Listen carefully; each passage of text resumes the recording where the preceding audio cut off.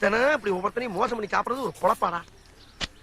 எனக்கு பிடிக்கலடா. ஏண்டா பேசாம உழைச்சி சாப்பிட்டா சும்மா இருங்கண்ணே, உழைச்சா உங்களுக்கு வேர்க்கும். அதான் ஆகாதே. ஆமாப்பா, எனக்கு வேர்வை ஒத்துக்கிறாரா?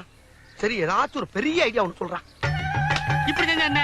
என்னது? பேசாம வீட்டுக்கு வரி கட்டுருவோம். வரியா? என்ன சொல்லி கேக்குறது? கோவில் கட்ட போறோம்னு வரி கேட்போம். கொடுத்தாங்கன்னா நெட்டுக்கு வசூல் பண்ணி ஒரு வாரத்தை ஓட்டலாம்ல. அருமையான ஐடியா வரட்டா. வாடா போ. எங்க போறீங்க? வரி வாங்க. இந்த ஞானம் இங்க இருந்தானே வந்துச்சு. அப்ப இந்த வீட்ல இருந்தே ஆரம்பிப்போம். கரெக்டாடா, கரெக்ட். சரி, நீ கேக்குறியா நான் கேட்கவா? நீங்களே கேளுங்க. நீங்க தான் ராஜா நாளு. சரி. எமோ யாருமா வீட்ல? எமோ வாமா வெளியே. எமோ எமோ வாரியா புல்ட்டு சோற கொண்டு வரவா? எவ்வளவு நேரம் கட்டிட்டு இருக்கிறது? காலங்காத்தால என்ன விஷயம்? வரி வாங்க வந்திருக்கோம். வரியா? என்ன வரி? நாங்க 2 பேரும் சேர்ந்து கோயில் கட்ட போறோம்.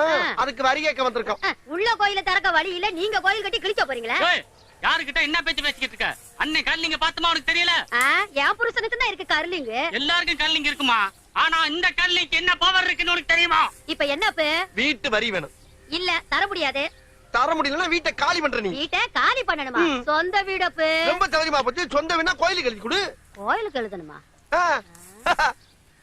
ஏங்க, என்ன? யாரோ 2 பச்சை சட்டை போட்ட பங்காளிங்க வந்திருக்காங்க.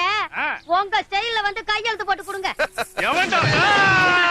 என்ன தைரியம் இருந்தா ஏன் வீட்டையே எழுதி கேப்பீங்க? கோயிலாடா கட்டுறீங்க? உங்களுக்கு கும்பாபிஷேகம் பண்றேன்டா. நான் ரெட்டக்குள்ள பண்ணிட்டு இப்பதான் ஜெயில இருந்து திரும்பி வந்திருக்கேன். மறுபடியும் சம்பவம் பண்ணி சரண்டர் ஆக வச்சிட்டீங்களாடா? நீங்க என்ன விட